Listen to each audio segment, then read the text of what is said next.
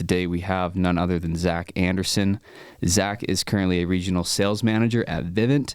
He leads his team, Meraki. Am I saying that right? Meraki. Meraki. Dang, but dude. it gets pronounced every way you could imagine. So Meraki, which is one of the top producing teams in the company. If not, is it the top producing team? Last year we were top producing. The team that actually beat us on the metrics that I look at, we were second behind one team, but he measures off a different metric. So at the company retreat, coolest dude ever, David Ritchie's literally one of my favorite people at the company.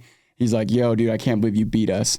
And like my whole team's like, damn, we took second. And then he said that. I'm like, all right, bro, you said it. I'm like, I'm running with that. Okay, but hats off to David Ritchie's Salt Lake team. They outproduced us.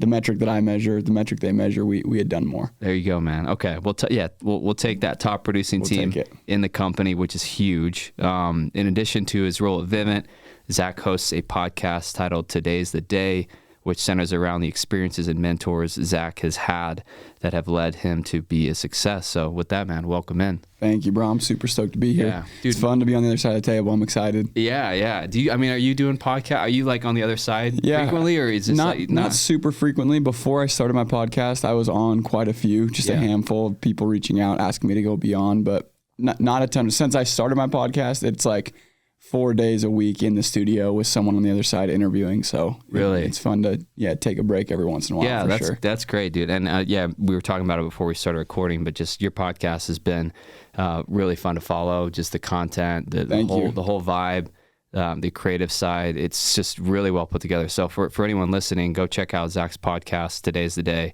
because he's had some awesome guests and does a great job with it. Thank you, brother. Yeah, thank you. Dude, first question I should ask honestly is how are you looking so cool, dude? I've said one thing I've seen on your Instagram. It's like you got a vibe, dude. I'm like, it's cool, borderline homeless, but it's what I like, man. It's I'm kind of look however I want to look, and sometimes it works, sometimes it doesn't. I'm 30 now, and it's funny. I just like, I don't know. I feel like slowly I'm slipping into this, like, I am no longer cool. Like I'm losing my relevance in the style world. So anyway, it's cool is whatever you like, honestly. If you like it, man, it's cool. If you like it, rock it. Yeah, that's what I'd say. Man.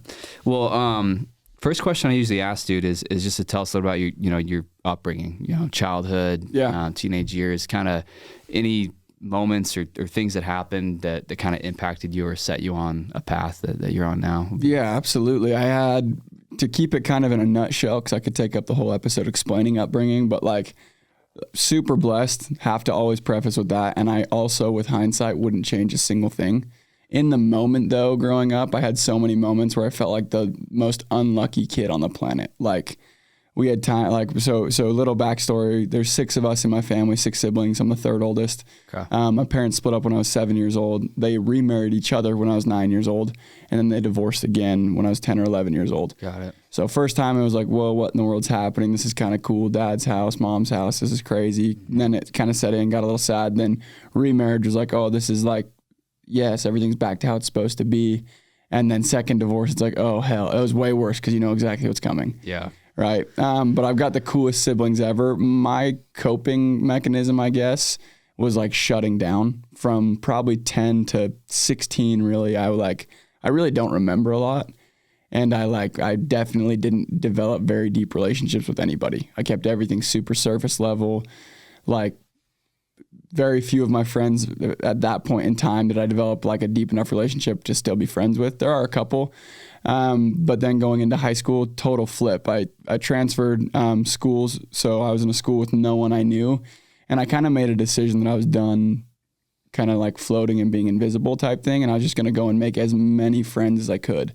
So like my sole purpose in high school was like a newfound purpose, was going and like, I just wanted to be friends with everybody. And a lot of people probably registered that as fake, or like I was probably the annoying, like overly friendly new kid basically. But I really feel like I had a phenomenal high school experience. I had a blast. Like, and I had ups and downs for sure. Got into a lot of trouble. Still friends with those people to this day, like best friends with my high school friends. I literally love them. Like I would do anything for my high school friends. Cool. And yeah, my girlfriend right now, I had met at that same time period, like right before I had transferred school. She was like one of my first like good friends prior to transferring. But yeah, transferred high schools, played sports throughout high school, but I never really went all in on anything to be honest, other than just having a good high school experience. I played lacrosse.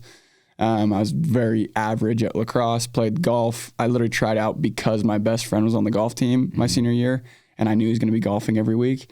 And I was like, this is going to suck if we can't hang out. He's like my only friend left because all my other friends graduated. Yeah. So I tried out, didn't make the team. I was the manager, but then one of our players got injured and I got put up on the team. So it was like, ended up being a super good experience. Loved that. And then, started working for Casey midway through high school. And that's kind of where my life really, really changed, where I started looking at things from a totally different perspective was when I started working for Casey and reading for him. He paid me to read books.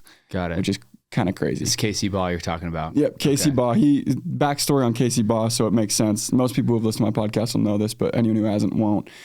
I was at one of my good friends' house I played lacrosse with, Grant Dunn, and I was hanging out with his dad, and I used to go over to their house pretty frequently, hang out, eat dinner, family dinner, and just kind of chill. And I don't remember exactly why I was over there, but I was over at Alex's, and Casey came in. I had no idea who he was.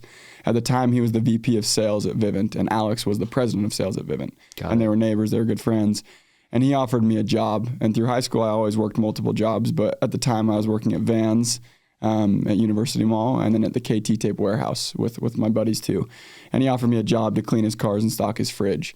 And I was like, yeah, absolutely. Like literally anything for money. I was always doing odd jobs in that neighborhood. And so I started doing that. And then like 3 weeks in, he's like, hey, I want you to read a book. And every time you read it and come report to me, I'm going to pay you $100. And I was like, oh, dude, that is like, done. He gave me Azimuth, think it, that's 49 pages. I cranked through it, went and reported to him. And then for the next two and a half years, I just read for him like as much as I could. And he was giving me everything you can think of. Like As a Man Thinketh, Think and Grow Rich, the 7 Habits of Highly Effective People, all of the Kiyosaki books, like, and I didn't even know how beneficial it was at the time. All books on John Wooden, John C. Maxwell, Zig Ziglar. Like that was like my pastime. I was the kid, I had 6 library periods my senior year. I don't know how I figured that out, but I was literally just in the library chilling, either playing music and hanging out with my friends that I'm still friends with or reading a book for Casey to get paid. And that's kind of how my whole everything in my life started, honestly. That's super interesting. Kind of weird, huh? Yeah. So what do you think it was like?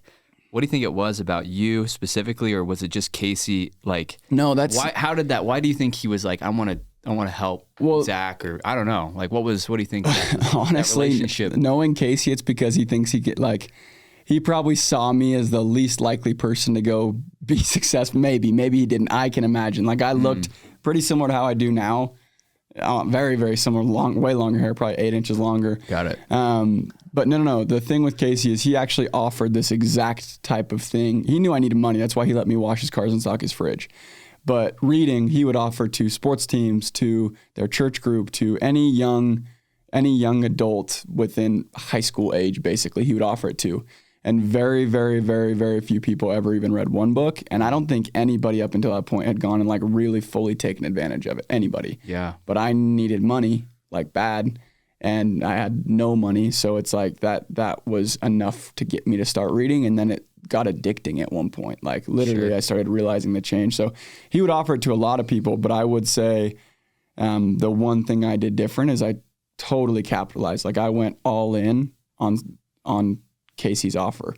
And some guys have read it. Now he has like a fully booked schedule. My little brother reads for him. Everyone in his neighborhood reads for him. Like I think people have seen that it's like legit. And even this next generation is way more like, I guess, catered to looking at being successful. Like they care about it. Whereas my grade, you couldn't have paid a lot of people in my grade, $250 to go read a book because they had parents' money. They were fine. They didn't really need the money and they weren't going to read. They were going to do what they do.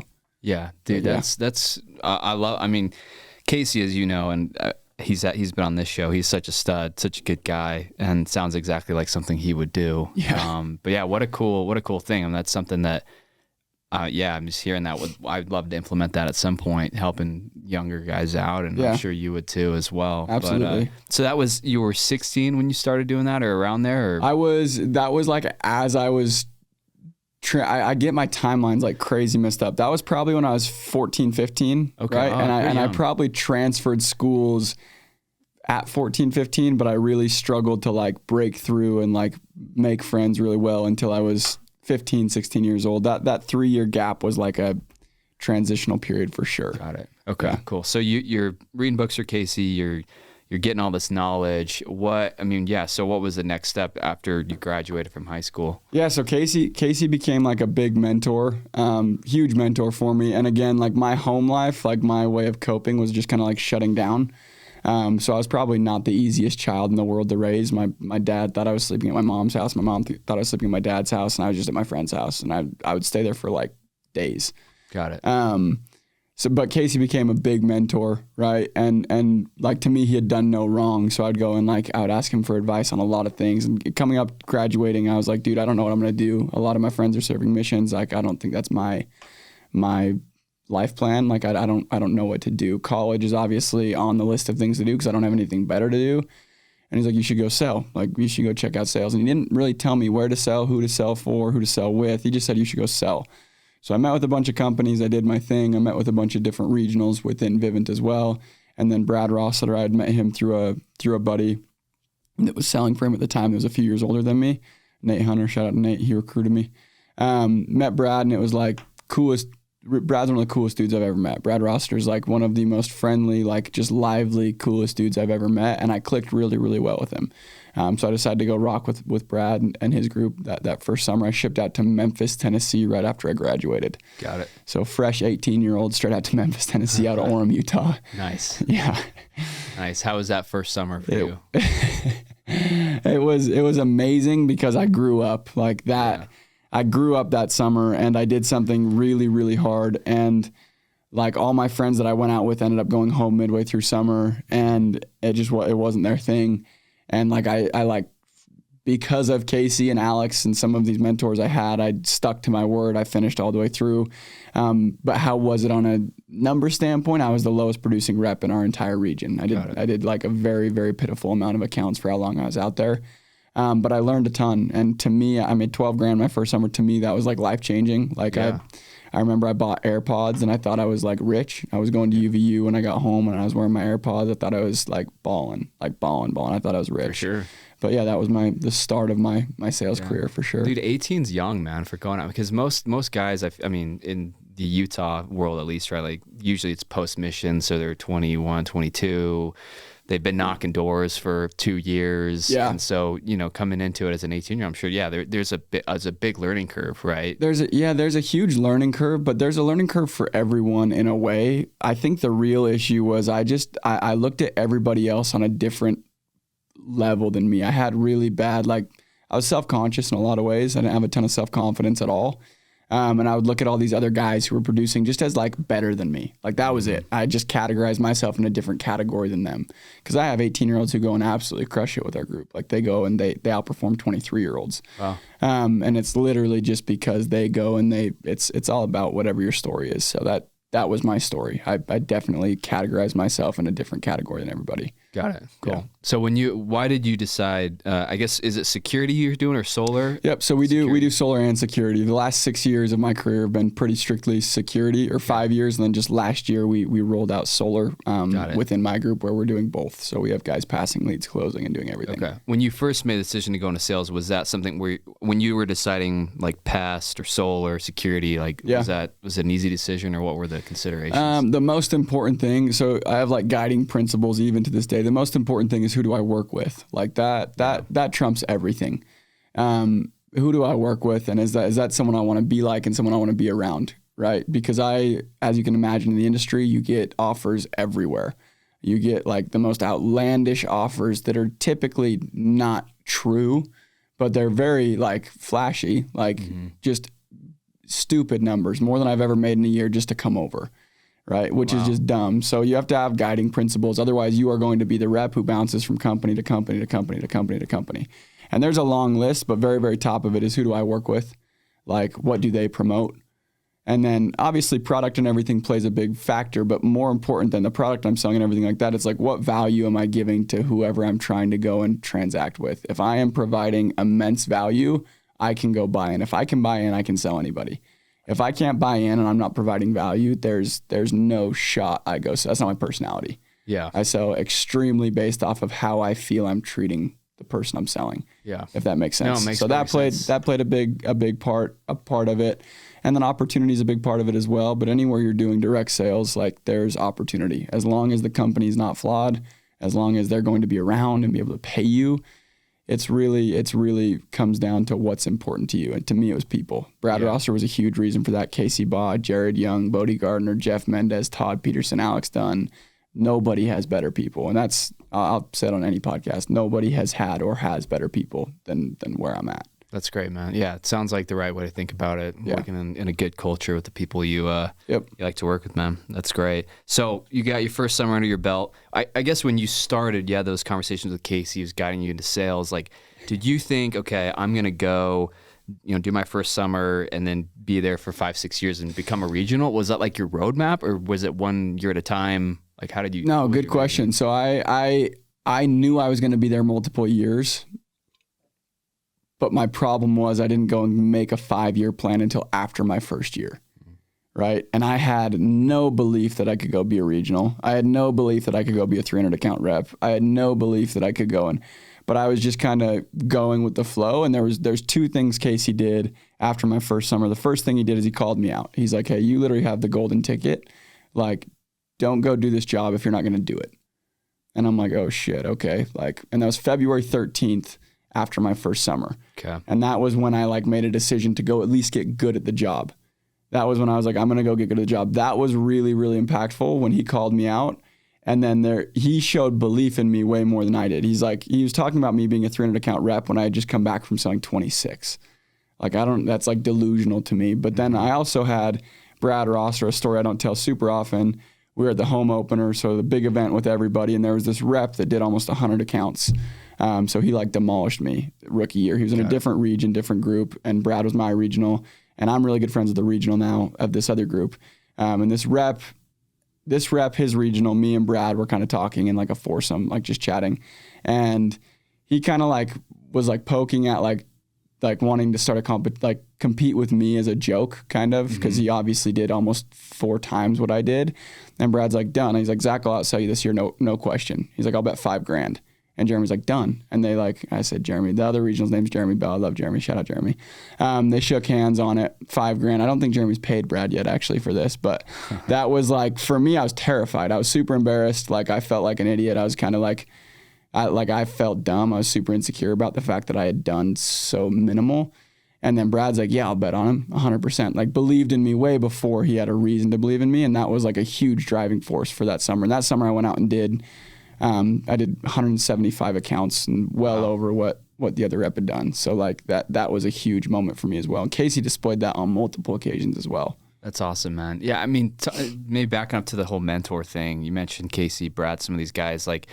How important was that for your path? Because I don't know if people really appreciate how pivotal those mentors can be, especially early on. And for me, my teenage years, I didn't really have, I didn't have a Casey, but I have great parents and love them, right? But in terms of here's a path to wealth, success, relationships, these pillars that Casey preaches. Yeah.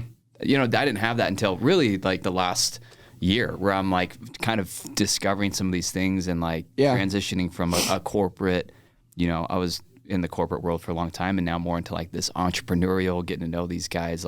Been very, very eye-opening, which has been great. But yeah, talk about the importance of that, how you view that in your life. It is more important than anything else that I've been lucky enough to have in my life. It is the most important thing that I've ever had. And mentors is one way to look about it, and I would say another way is how you spend your time and who you spend your time with.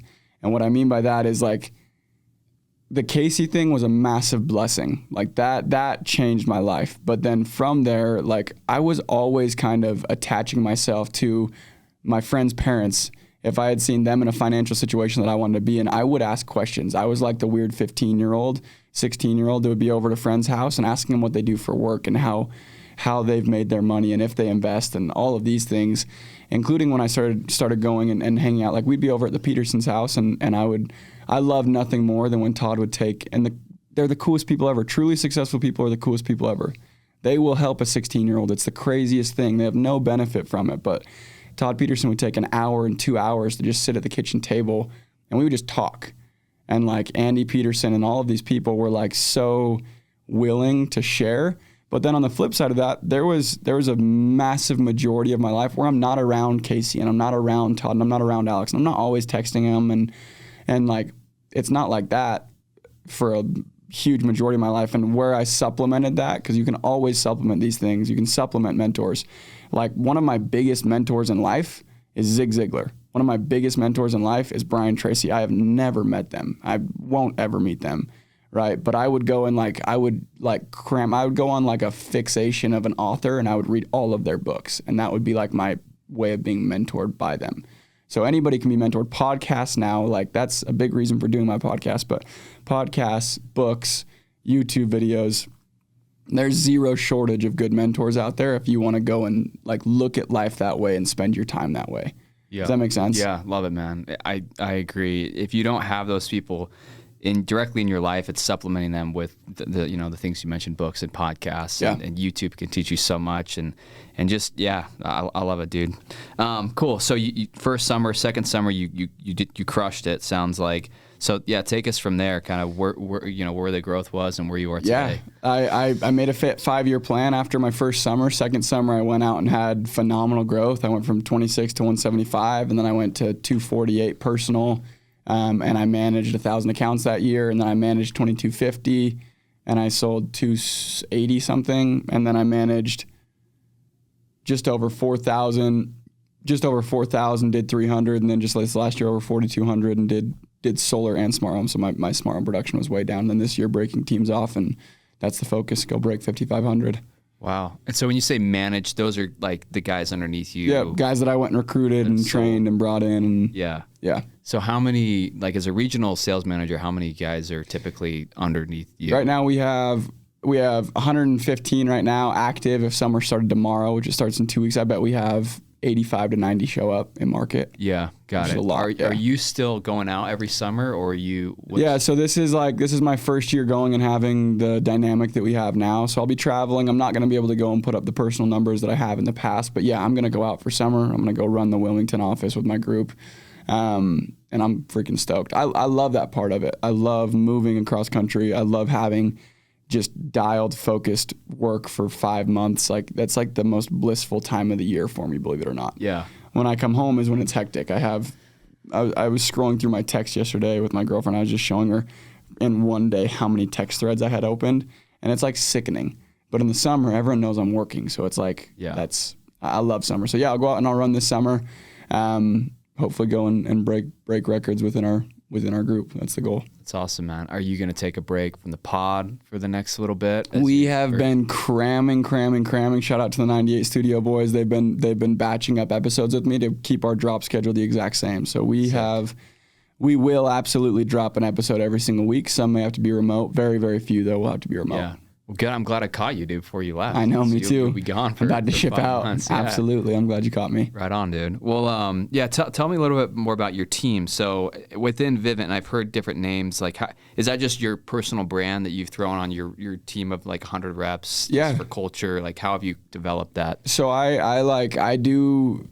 I perform very well when I feel ownership. And I think the best way to look at anything you ever do in life is approach it as if you own the business 100%. And within my industry, I'm lucky because we pretty much do run a business with the safeguard of the backing of a massive company.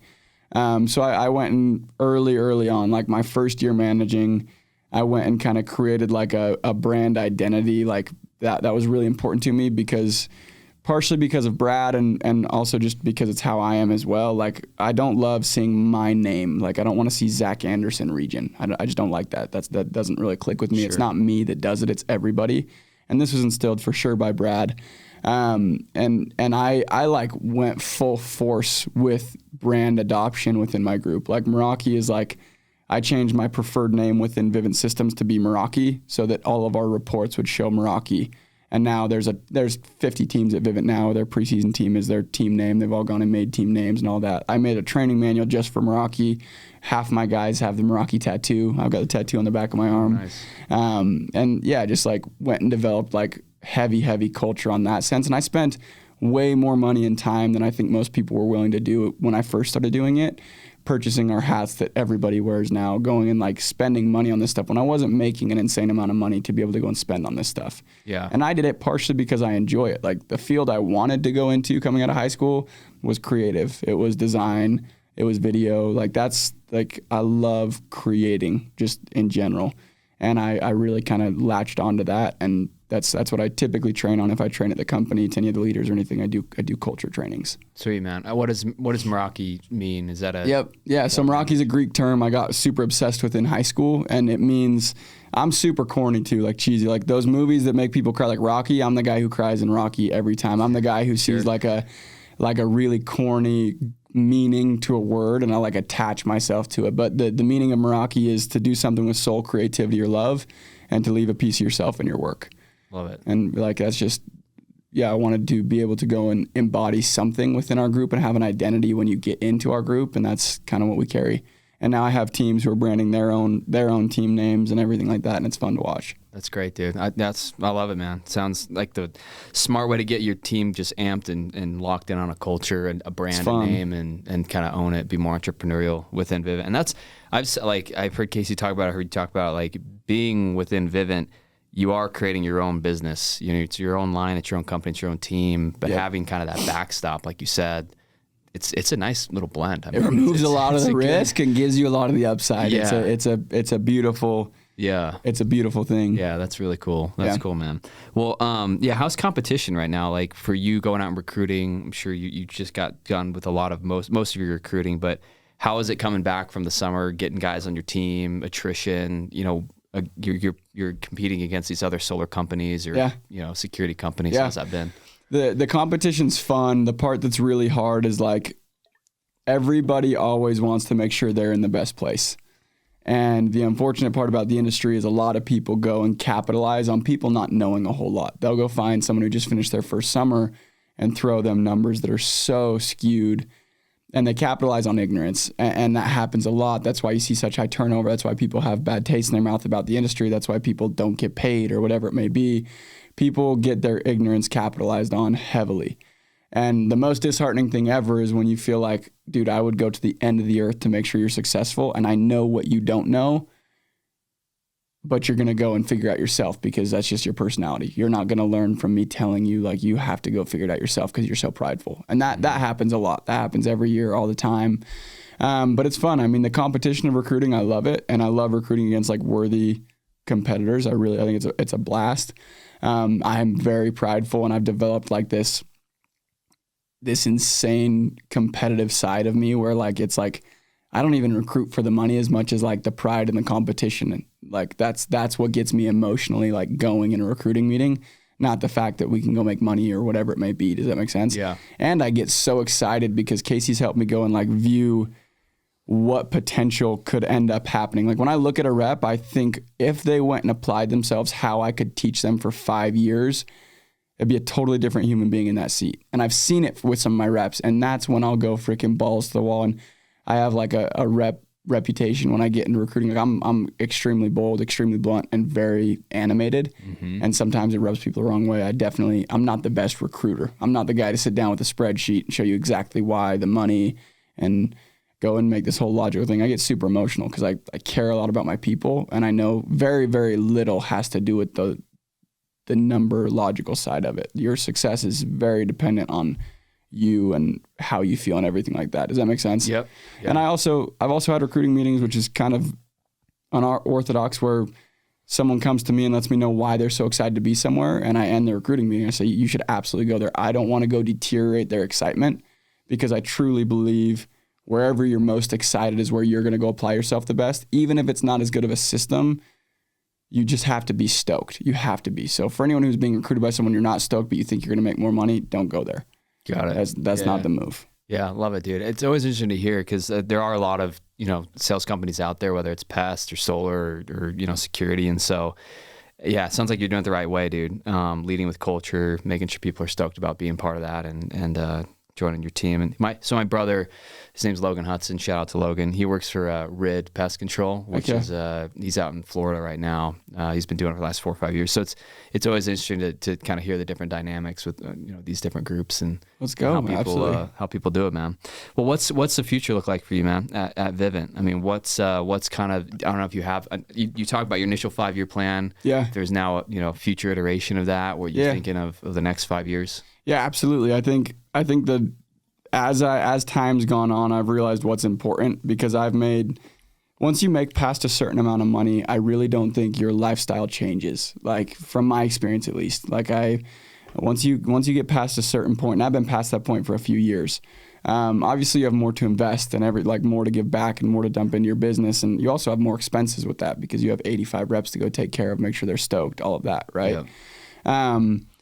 So future, there's a few things that have become the most important and kind of like guiding principles is, am I excited? Like I need to go create a group in a region that I'm excited to be a part of. To me, what that means is we're blowing up always. So my future at Vivint is I plan to go and grow exceptionally quick, go and adapt anytime we need to adapt, and then go and branch out. Like, I now have a Florida group. Shout out to my boys, the Meta boys out in Florida. That's super exciting for me. It's totally out of the valley. It's a totally different dynamic. These guys have never seen an opportunity like this, and they're like dying to be a part of it. Whereas sometimes in the valley, people are like, oh, like I made barely over 6 figures my second year. I need to go somewhere else. That's terrible. It's like, it's such a skewed, does that make sense? But future within Vivint, dude, Meraki's going to go blow up. Like we fully plan on it. We fully intend to. My guys will be running the company training soon. We've got some of the best talent by far, in my opinion, and some of the best personalities within the company and within the industry, honestly, within our group. So I love the group. Yeah, we'll go blow up. We got a game plan. Yeah, I'm excited to see it, man. You guys have obviously crushed it. What's above regional? Like, I don't know how it works within Vivint, but is there like another level above that? Regional, senior regional partner. Okay. Yeah. So it's like, there's Brad's my partner owner, and then it's executive level. So there's no one between me and Brad, and it's just I got to go scale and grow to be able to claim any more titles for sure. Right on, dude. Got to go do way more. Yeah, love it, man. That's exciting. And how old are you now, Zack? I just turned 24 in February. 24. Okay, dude. You had a ton of success for your age, man. That's awesome, bro. Thanks, brother. So transitioning to your podcast, talked a little bit about that, but so today's the day. What was the intent in creating the podcast when you set it up? What was kind of like the goal there? Yeah, so a few things, and shout out to 98 Studios. They run everything for me. Zack and Jack, they're the best, and then now Tanner too. He does their photo. They're awesome, and kind of the intent was, I had the idea to start up. It worked out super serendipity. It was awesome. I had an idea with a friend to go start a podcast 3 years ago. And we bought all the equipment and everything. We were going to like co-host this thing and run it up, and it was going to be a blast. And the idea behind it was, he's like one of the smartest people I know. Like, he is the guy that I'd go to for investing advice. Like, he's just a smart kid. He's like the most well-studied human. And then my reasoning behind it was, I feel like I've been so lucky to have certain conversations that changed my life.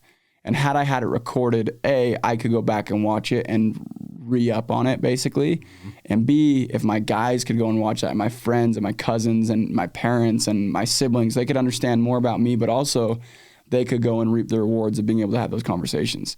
So the idea of a podcast formed to me in that sense. Like, I'm just like, dude, even if I only had made 10 podcasts and 10 conversations recorded, I could go watch them every year. That'd be worth it to me.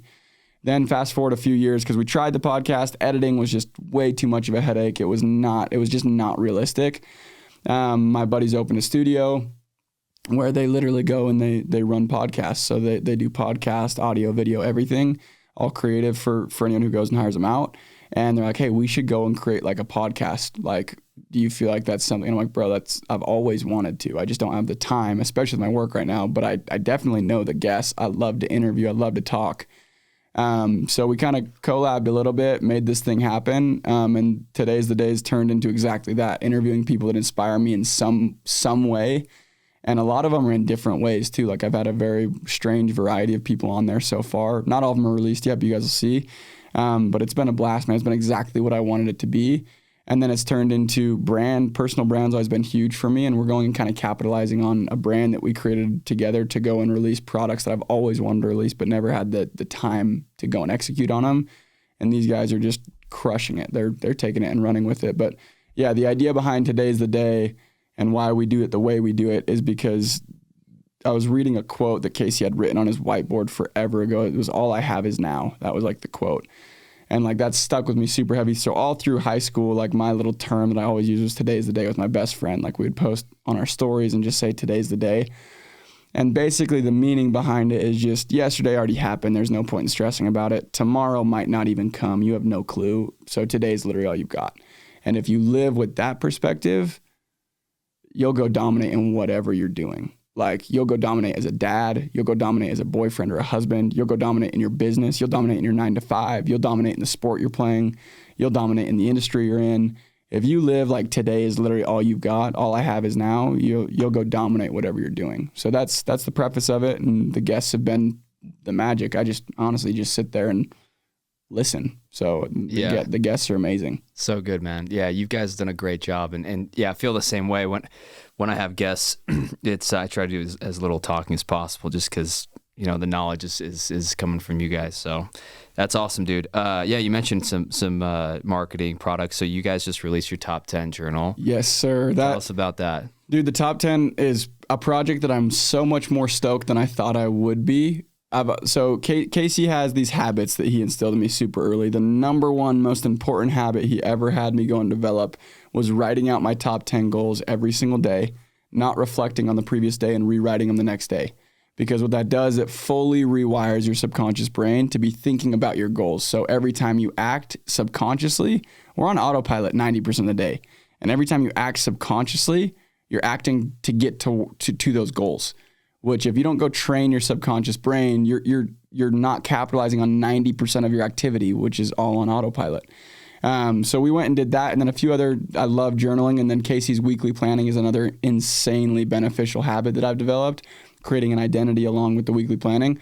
So me and the studio went and created a journal that's literally exactly that, because I always had my top 10 journal, my journal, my notes journal, and then my weekly planning journal. I have 4 journals that I carry around, and it was like mayhem, not organized. I got used to it obviously because it's been 7 years, but now it's like it's all in one. And the reason I'm so stoked about it, I don't care if anyone buys them. We've sold an insane amount already. Like people are ordering them in bulk for their teams, and they will go blow up. If you do this thing, you will go see it work. This is a Brian Tracy theory. This is a Casey Baugh theory, not a Zack theory. Like I just went and put it in a notebook for you.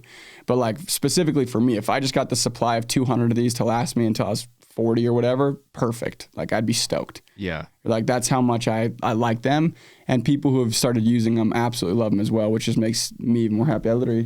My bag's over there, but I literally have one where they're so sick, dude. Like I love them. They're dope. I gotta get one, bro. Cause we'll bring you one. We'll send one from the studio. Oh, dude, I love that. Absolutely, man. Yeah. You need one. I had Casey on my show. I've heard you talk about it, and it's something that, because similar to you, dude. I've got this freaking blue Mead notebook, like crappy notebook that I use, and I do kind of do that. I do the top 10, so I'll write down like 5 goals for this year, 5 goals long term, and I'll do that in the morning and at night. And then I'll kind of between schedule out some stuff. You got to see it here. I'll grab it. Yeah, bro, whip it out, dude. Let's see it. Let's see this journal. And anyone who's listening, go check it out. Cause it's on today'sthedayshop.com is where it's at. But you can find it in all of our social links and everything. So that's nice, dude. Cover. The cover's dope. Yeah, the studio ran with it, bro. They crushed it. Their delivery was amazing. Yeah. But yeah, you have your top 10 for 7 days straight. Then you have your weekly planning right after that. And then the cover page has a rundown of what everything is, how to do it, the point of it, so on and so forth. So how long have you been doing this since Casey kind of walked you through it? I've been doing this since I was 16 probably. Wow. Top 10 is like the thing I've done most consistently, and I owe the most to it. Yeah. Dude, I love it, man. And then you'll see the weekly planning every 7 right there. Here it is. So you have your identity creating right here, then you have your actual weekly planner. So yeah, maybe just walk us through, like when you do your weekly planning, maybe take us through kind of, because we talked very briefly with Casey when he was on my episode, but if you want to break it down a little bit, that'd be really helpful. So Casey has kind of evolved with how he does these things, but he taught me elementary level, which is where my brain works the best. So like along with going and training your subconscious mind, me and Casey went to Tony Robbins. I believe it was Casey's first Tony Robbins event, and it was my first Tony Robbins event for sure back in 2019. It was Business Mastery. And one thing and I've been to multiple since, one thing that Tony Robbins harps on is the most powerful force in a human being is to act in congruence and aligned with their identity. Like how you identify is exactly how you're going to go act. That's the most powerful force within us. So one thing Casey does, he literally he decides his identity. Like he's so deliberate. He does not live by default in the slightest. He lives entirely by design. So he's going and every single week he is writing out. So there's 3 questions. You write out what gets me excited, right? So you get just absolutely jazzed. You write out like what's exciting to you coming up or what's exciting in your life right now or what could be exciting if you go and execute on your goals. Who am I, right? Like what are your roles in life? What is your identity, right? Like I'm an amazing sales rep. I'm an amazing regional. I'm a great father. Like I'm whatever it is to you, whatever you want to go and be. And then what are my opportunities? So this is a way of number 1, creating your identity. Number 2, giving yourself energy every single day. And then number 3, filling your head with opportunities instead of trials.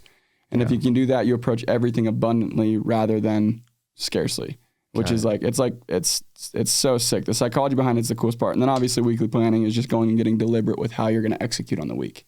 And are you, so Monday, you write down like on your weekly planning, Monday, Tuesday, Wednesday, Thursday, Friday, are you setting goals? Because I think the way Casey's talked about it is within those categories of life, like I'm setting little goals throughout the week. He goes and sets. So what Casey does, he identifies roles. So he identifies, I think it's his top 5 most important roles, like athlete, father, regional, whatever your roles are in life, right? And then you go and you make sure you're doing multiple things every single week to fulfill on each of those roles. Because a lot of times you'll go plan your life out. From what I've seen, these guys who are crazy big in business, I don't have kids yet, but you'll go plan your life out and you'll forget like the personal things. You'll forget that you are literally someone's boyfriend or you're someone's husband or you're someone's father, and you won't go and deliberately have a daddy-daughter date. Like one thing I've seen Casey dominate at is exactly that. He fulfills on all of his roles. He goes on dates with his kids every single week, even though he's the busiest person I know. And I've seen that from every one of like my mentors in life, and even like my parents, like they're really good at this part of it, like categorizing what's important and making sure you're fulfilling on something every week that's of importance to you. I think that's super key. And are you working any of this into like an electronic calendar, like Outlook or Gmail, or is it kind of all, you've got it all on paper and it's like you're checking it every day? I write it out on Sunday for my weekly planning is what you're asking? Yeah. I write it out on Sunday and then I go and I convert that into my notes as well. So I literally have, at one glance, I can open up my notes and see exactly what I have Monday, Tuesday, Wednesday, Thursday, Friday, Saturday, Sunday, and I can add to it. And at the end of every day, I go make sure my notes and my journal are exactly aligned for the next day. Love it, man. Yeah, dude. The little things like journaling and writing down goals and just like being consistent. I feel like for me, you're just like habit stacking. It's these little wins like throughout the week or on a daily basis that for me just feel like provide structure and provide kind of a confidence level that either starting out your week or starting out your day, it's like, hey, I wrote down my goals today. Like I know where I'm headed in life. Exactly. You're not just like waking up, whatever, hoping it goes exactly. Hoping it goes well. So I love it, dude. Yeah. Anyone should check those out. I think they're awesome. And yeah, curious, how did you guys go about, producing that from idea to like sitting here in front of us? Yeah, so that's a studio, bro. I owe all the credit there goes to Jack and Zack. They freaking crushed. They do all the design work. I go and kind of okay it. And then they've done a really good job of nailing down like my vibe. Like they know what I like, they know what I don't like, and creating like the brand design for Today's the Day was actually like a process. We went through multiple ideas for logo. Like they had these really creative ideas, but a lot of them weren't me. And then we kind of landed on this design that's totally me. It's like just kind of scribble work all over. You see the indentation of it, scribble work, things that I always say, little quotes. Our logo is literally a dude with his head blowing off. Like, yeah, it's like totally my vibe. And they crushed that. But yeah, studio went and killed that. We found a manufacturer out in out in China. That's why these things came in so late. We did it over Chinese New Year. Don't order anything from China over Chinese New Year. It doesn't work out. Yeah. But yeah, now they're in hand. I couldn't be more stoked. I owe all credit though to the 98 Studios team. Like they crushed that side of it. That's awesome, man. Yeah. Cool. And when you started your podcast, was the goal like, hey, monetization? Like, because for me, and I've said this before, like I'm paying X dollars a month to do the show, and like my return on investment is sitting here with Zack Andersen, or Casey or whoever it is. Like, it's fun and it's a great thing to do. But yeah, dude, I don't know. Have you you're trying to profit on your podcast? I think if you approach, it was a really, really cohesive way of starting it. So we've partnered entirely. 98 Studios and Zack Andersen own Today's the Day. And a lot of people don't know that. They think it's all me or whatever it may be. So we actually partnered, and there was two benefits. It was a really unique stage in their studio where they need exposure. They need to show people what they can do, and they're executing on that phenomenally well. They're showing people they can produce a podcast, they can create content, they can also go and run a social media, plus they can go and drop products, right? Mm-hmm. That was like their benefit of it. My benefit of it was like, dude, if I can go sit down with these people, that's worth more than the money to me. If I can also go and offer that to my guys and to my family and to my little brothers and my cousins and my aunts and uncles and all these people who listen, like that's what gets me stoked, right? That's worth it. So we both agreed, both parties, that it's like, if we can go make money on this, awesome.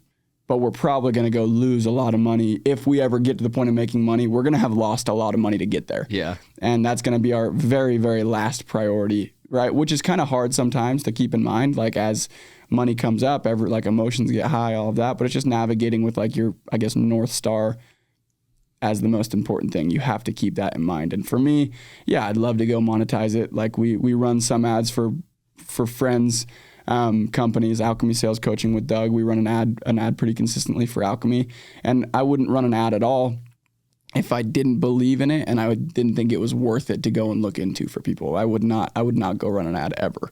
Yeah. Right. But yeah, I'd love to be able to monetize it. I mean, not losing money would always be a benefit, but yeah, that's definitely not the number one. Yeah. That's not the most important. Understood. Yeah. That's how I feel about it too. I really haven't even thought about it, but kind of thinking about your podcast and kind of how it's going, it's like, well, yeah, maybe there's an opportunity, but to your point, it'd have to be, if there's a sponsorship, if there's ads, it's got to be your core beliefs, like core products that you really believe in, and there's nothing wrong with it. Like I look at like Ed Milet, he goes and he probably makes a phenomenal living off of his podcast, but I mean, dude, how much value does he bring to people? And it's hard. Like running a podcast, getting a bio on someone, being able to carry a conversation. Like it is so, I hear everyone like, oh, I want to start a podcast. Like, okay, like sick. Right. And now that I run a podcast, I can say that because I was that guy. Right. I was the guy that thought it was going to be very minuscule amounts of work. It's like, no, for an hour recording, I'm spending hour to 2 hours prepping. Yep. I've spent 6 years learning how to communicate that if I hadn't, I would never be able to do a podcast. And then I'm also exhausting all of my resources on like my personal level with my friends and their connections and my connections. And it's like, it's not a joke, dude. So my hat's off to you. Like, I think you're crushing it, and thanks, dude. It cracks me up. And I do think people who take the time and do it the right way should absolutely go find a way to make money doing it. I absolutely think so. Liquid Death, dude. I've heard you talk about them on the show. They're the next sponsor, right? I've got a love-hate relationship with them because I have been drinking these. I used to be bad hooked on energy drinks, like 3 a day. I destroyed my gut lining, like got really bad with them. Oh shoot, man. And then I like when I first started drinking Liquid Death, it was like literally the act of holding a cold can and drinking a drink was like addicting to me, which is weird because I don't have an addictive personality. I've never gotten hooked on anything. And then I just like, and I never drank water. Like I would drink maybe a bottle of water a day, maybe. Yeah. And now I carry these things around everywhere I go and I love them. And when I was saying I used to post stories in high school, it was literally a picture of my Liquid Death can. And I'd say today's the day. That was like my thing in high school with my friends. Or actually it started with energy drinks and then as I started drinking Liquid Death. But now I don't know what the deal is. I got to figure out how to get sponsored by them, but they're pissing me off, dude. I've been loyal diehard. I could send them 300 pictures of a Liquid Death can from the last 5 years, and they just ghosted. I'm kidding. But we've had Todd call them out. We've had a few. So Liquid Death, you'll get them, dude. You'll get them. I carry you around everywhere. So just sponsor my freaking show. I love That'd be sick. I love it, man. Well, it's been awesome, dude. We'll wrap it up. We talked about kind of habits and kind of what's next for you. I am curious. You mentioned investing. Yeah. So you've had a ton of success. I'm sure as you've grown summers, your income's been growing. Yeah. How have you, when you look at the investing landscape, when either it's real estate or funds or private equity or partnering, like how do you think about investing and what have you done to date? That I'm like a perfect example of what not to do in some of my investments. In others, I think I'm doing pretty good and everything like that. And I was blessed with a curse when I was really young. I came up on a lot of money and I was very, very ignorant in the investing world. And I still am. Like it's funny, I literally have a meeting to go meet with Casey for him to teach me within within Sandlot Partners. They're crushing it, by the way. Their MW3 event is going to be one of the coolest things Utah's seen, I think, ever. Yeah. That's coming up this month. Yeah. Side note. But he's going to go teach me how to read a one-pager, make sure I understand all of the terms on a one-page, everything like that. But investing is totally up to you. Casey or Tony Robbins at the first event I ever went to talked about investing for like half a day. And what it came down to is there's different buckets in investing. There's very high risk, high reward. There's very low risk, low reward. There's very tangible. There's intangible. And based on where you're at in life and your income and how much you could afford to lose is how you should put money into those buckets. And I literally went full force for 4 years into the high risk, high reward, like non-tangible investments, which who knows, maybe in a couple of years, I'm super glad I did. Mm-hmm. Right. But I went very heavily into a lot of things without fully understanding them is the part where I say I did it wrong. They may be amazing investments, but I couldn't tell you why. Yeah. I have hundreds of thousands of dollars invested in things that I couldn't tell you why it's good, which is super embarrassing to say, frankly, and I want to sound educated up here, but no, that's the truth. Like, but then I have these other ones there where I really went and like I asked the dumb questions of, okay, why would this be smart? Why would this be a good investment? Like, what's the benefit of it? And then I obviously have properties and stuff like that, which are always nice, not nearly as high return, but there's something about owning a piece of land that's never going anywhere, right? Yep. And a house where someone has to live. Like that, I wish I would have done a little bit more of for sure. But then I think in the long run, like I think I'll be really glad I got into a lot of these super early raises and these pre-IPO raises and everything like that. But yeah, I think invest in something you understand really well. It's the best thing you could ever do, or go copy someone who's amazing, like someone who does not fail. Go copy them, but make sure you realize if they're worth $100 million and they're investing $200,000 and you're worth $1 million, you don't go invest $20,000, you invest $2,000. Sure. Right. Like you got to understand how weighted people are when they're investing and everything like that. That's one thing I was a little bit. Love it, dude. Yeah. So when you come back from summer and you've got, hey, I've got X dollars to put to work. I mean, now kind of having the experience you've had, is it like, want to do some personal real estate investment in real estate, rental properties, put some with here, like. To answer a question that might be more helpful, rather than telling you what I'm going to do, I'll tell you why I'm going to do it. Yeah. Like now what I've done is I've sat down with Casey and I've created an investment plan. Yeah. Like now I have goals.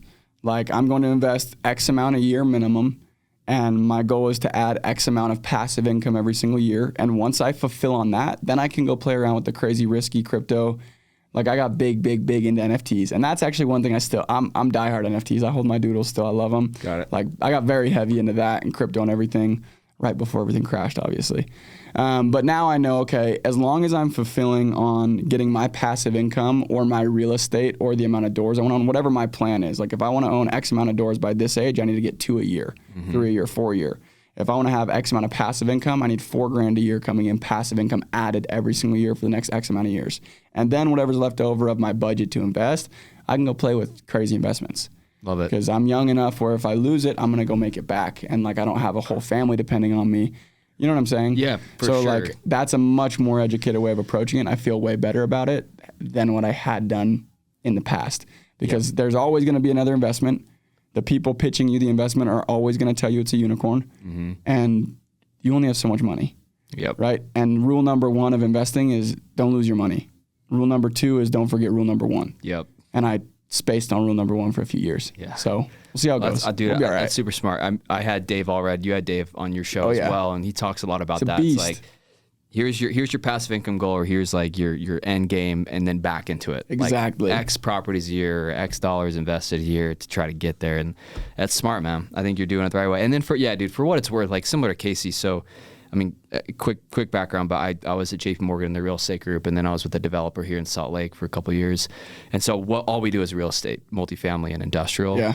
And so, yeah, if there's ever like someone sending you a deal or you want to bounce ideas, like, I'll send it right to you. I'll say, bro, what do I do? Just like a gut check. Like we're always happy to provide that. Thank you, bro. Yeah, it means a lot. Unbiased like feedback. Like, here's some things that are good. Here's some things to consider. So, and that, I mean, that would be my next piece of advice. I have some really smart friends. I have friends who are way smarter than me, where now that is like my safeguard is I run it through, and you're now added to the list 100%. Right. If I send it to 10 of my friends that have nothing to do with the deal, and 10 of them say this looks awesome, and I say, okay, can you tell me why? Yep. And they all have similar reasons, or they can all tell me why. It's like, bro, that's a deal. I mean, go take the risk on that. Yep.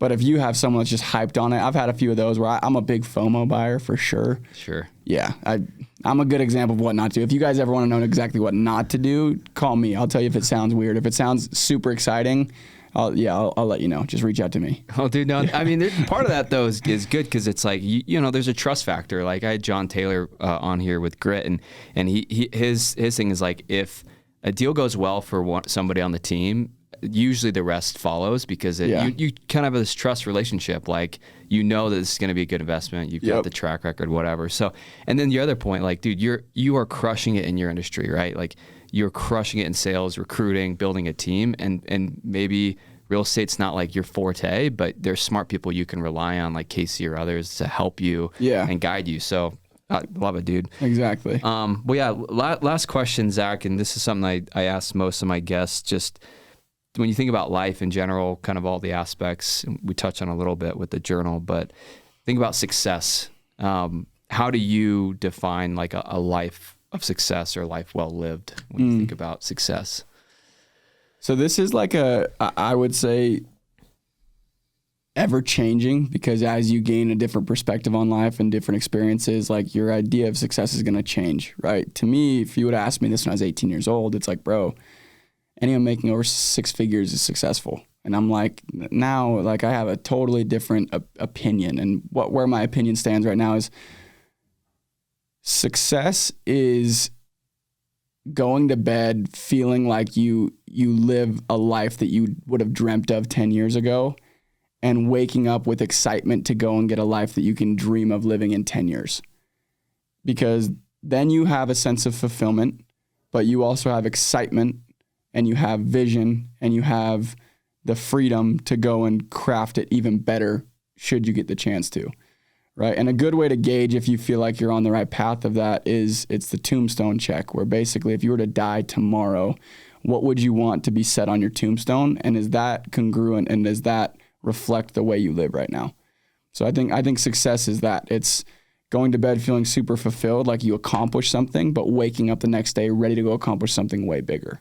That's what I would say. Love it, dude. Yeah, no better way to end, Zach. Again, really appreciate you taking the time to be on, man. Good to get to know you. And yeah, thank you. Excited to see you grow. Thank you, brother. Thank you.